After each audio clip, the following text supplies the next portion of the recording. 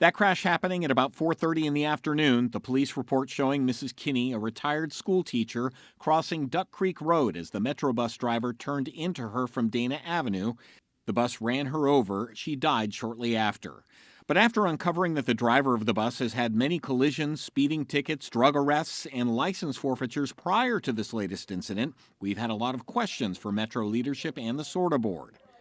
Unfortunately, the leadership and the board have declined our many requests for interviews, so we used the public comment period of today's SORTA meeting to ask our questions.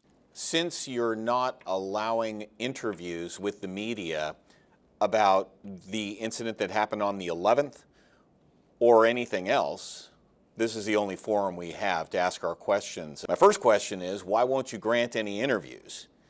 The public is expecting to hear more information, not just about this incident, but about what led up to the incident. This particular bus driver who allegedly hit and killed Mrs. Kinney, he had an extensive driving record. He had 8 accidents prior to this accident over his driving career. His license was suspended twice before this incident.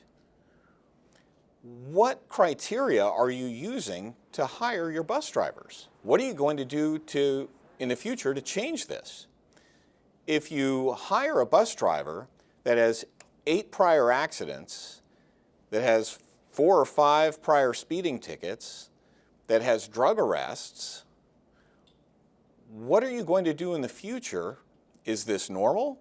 Is this the way that you're doing your hiring? This last one was not an isolated incident.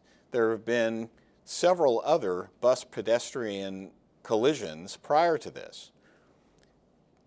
We think the public should know what you're planning on doing to prevent this kind of thing from happening again. As a policy, the board does not address questions or comments from the public during their meetings. It should be noted that the bus driver has never been convicted on the drug arrests, which happened about 20 years ago.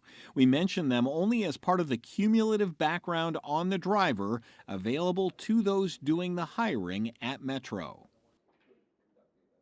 From breaking news to feel-good stories, Local 12 has it all. Tap subscribe and hit the links to find out more.